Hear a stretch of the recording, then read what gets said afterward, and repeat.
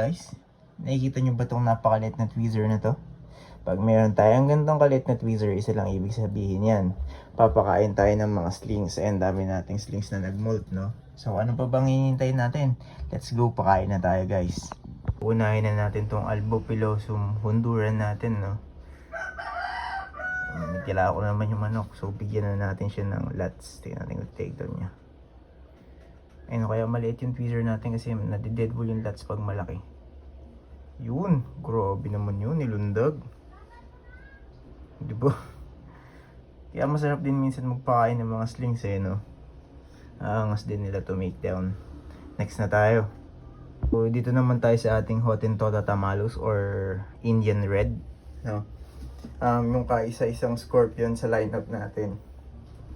Try natin siya bigyan ng food trip, no? Bigyan natin siya ng lats. Walang tayong lats, wait lang. Hirap manghuli ng lats eh. So ayun, nakadali tayo ng isang lats. Lapag lang natin sa kanya. Mas malaki pa ata sa kanya to pero tignan natin kung kaya niya. Mas malaki pa sa kanya yung lats. Yun. Grabe, nagipagsagupuan siya.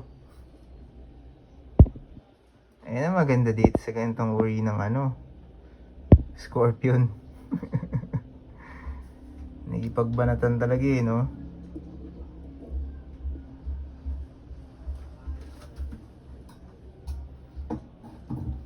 Solid. So next na tayo, proceed na tayo sa ibang mga tarantula pa. So proceed naman tayo dito sa ating heavy weaver, no? Heavy weaver na tarantula, no? Yung ating Merigionalis. Kaya lang mag-search ng common name niya, lapagay natin ang lats. Tingnan natin kung magti-take down. Uy, tinakbuhan yung lats, pre. Ba't mo tinakbuhan yung lats? Takot ata sa ipis tong tarantula na ito eh. Busog ka ba or what? Uy, ayaw niya. Bakit? Bakit ayaw mo?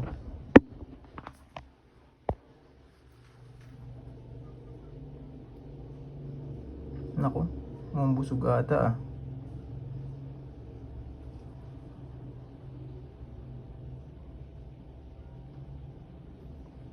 Try natin i-poke. Tignan natin yung magti-take down.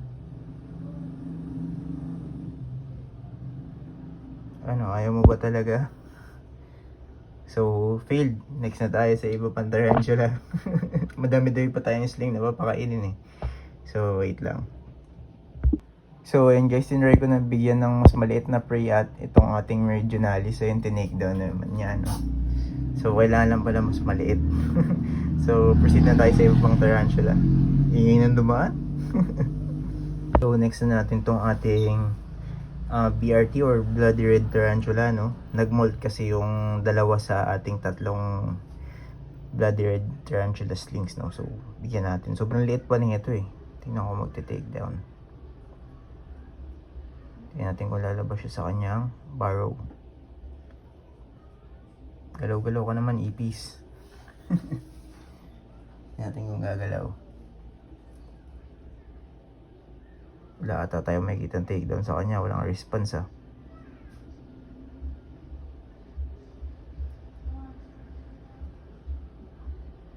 Gagi, nalaglag.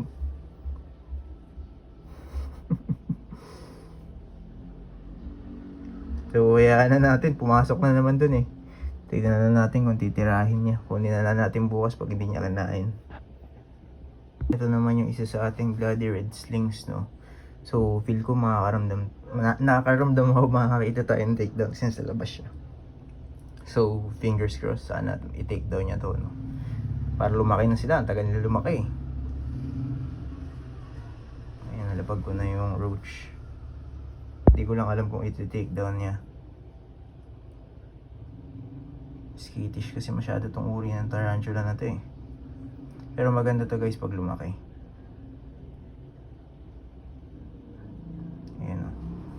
Kalokohan naman din yung panararamdaman yan, kaibigan. Sa kabila. Uy. Yan, dyan ka dyan.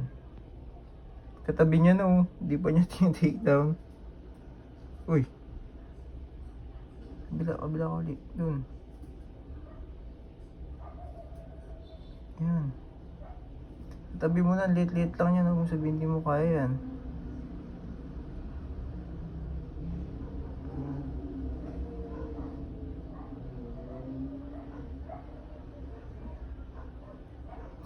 Tarigis na yan. Lakad doon, lakad. Dali. Matagal tong video na to dahil dito sa dalawan to ah. Yun o. Yun. So iwanan na natin yan dyan. Tingin ko kaya naman nilang kainin yan. Proceed tayo sa next tarantula. So ito naman yung ating Aponopelma semani. Ewan ko kung tama pa rin ba yung scientific name na yun. Kasi pabago-bago mga scientific name nila eh. Yung Zazimay nga nag-iba na eh. So anyways, bagong molt din to. So tignan natin kung kakain siya. Sa tatlong semani ko kasi siya lang yung nag-molt, no? So sana kumain siya. Bigyan natin ng isang, wait lang, di ako makahuli. Bigyan natin ng isang juicing lats, no? Yun, buti naman to, tumake down na agad. Taragis na yun, pinahiya tayo ng dalawang bloody red natin eh. So next na tayo, mahaba-habang video to, 6 minutes no. So ito, Albopilosum nicaraguan naman to, no, kaso nakatago eh. Hindi ko alam kung ano na yung size niya. Dropan na lang natin ng maliit na roach. Yun! Tinake daw niya, ayun o. Kitang kita. Kaso nga lang nakatago. Wait lang, try natin ilapit. Focus natin yung camera. Ayun o, tinake daw niya, no. So, itong Nicaraguan is true form na tinatawag, no. Kasi yung Honduran ay naman yung tinatawag na hobby form, no. Yung Honduran is medyo rusty red yung coloration ng balahibo nun. While on the other side naman itong Nicaraguan is white and mas makapal, no. Meron tayong medyo malaki ng Nicaraguan eh. Honduran wala. So, yeah. Pag pinakain natin yung Nicaraguan natin, papakita ko din sa inyo. Next na tayo, proceed na tayo dito sa last sling natin, no. So, itong last link natin isang Albopilosum Honduran. Albo din siya, no. May tatlo tayong albo na nag-molt, no. Dalawang Hondu, tapos isang Nika. So, drapan din natin to. Feeling ko magti-take down to eh. Yun, no. Diba? Hindi na tayo pinahirapan katulad ng dalawang visit na Fusorial na local SP. Yun, no. Hawak-hawak niya na. So, I think hanggang dito na lang guys for today's video. Hayaan na natin tong i-enjoy yung chubog niya, no? So, hanggang dito na lang guys.